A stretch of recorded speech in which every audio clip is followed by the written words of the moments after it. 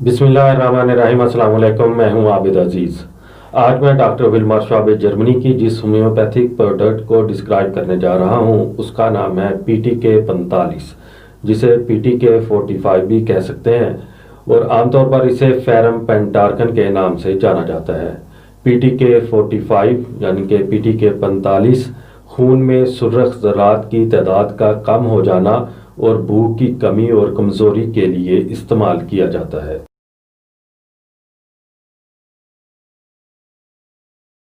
PTK 45 की composition में जो एक्टिव सब्सटेंसेस यूज़ किए गए हैं उसमें शामिल है फेरम मेटालिकम 2X, चिनिनम आर्सिनोकोसम 5X, मैग्नम एसेटिकम 5X और एसिडम फास्फोरिकम 1X।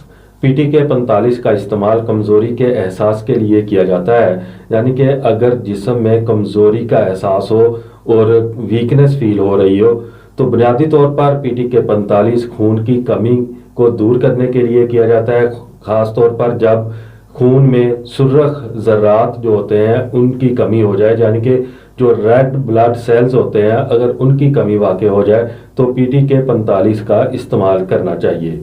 और इसके अलावा एनोरिक्सिया यानी कि वज़न बढ़ाने के लिए या वज़न में इजाफा करने के लिए कुछ मेडिसिन्स का इस्तेमाल किया जाता है जिसमें फूड सप्लीमेंट्स भी होते हैं, तो उसकी वजह से भी रेड ब्लड सेल्स जो हैं उनमें कमी वाक़ई हो जाती है। तो इस शिकायत को दूर करने के लिए PTK 45 का इस्तेमाल करना चाहिए। PTK 45 की खुराक कुछ इस तरह से होगी कि अगर तो तबीयत बहुत ज़्यादा ख़राब है और बीमारी का अटैक ज़्यादा है, फिर एक गोली हर 1 घंटे के वक्फे के साथ इस्तेमाल कर लेनी चाहिए, लेकिन दिन में 12 टाइम से ज़्यादा इसका इस्तेमाल नहीं करना चाहिए।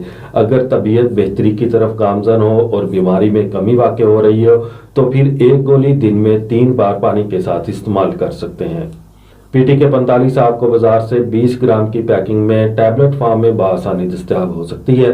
उम्मीद करता हूं कि ये वीडियो आपको अच्छी लगी होगी। अगर वीडियो अच्छी लगी है तो इसको लाइक कर दें। अगर आप मज़ीद होम्योपैथिक मेडिसिन के बारे में इंफॉर्मेशन हासिल करना चाहते हैं तो मेरी रिक्वेस्ट है कि इस चैनल को सब्सक्राइब कर लें। नेक्स्ट वीडियो तक मुझे दें इजाज़त। अल्लाह हाफिज़।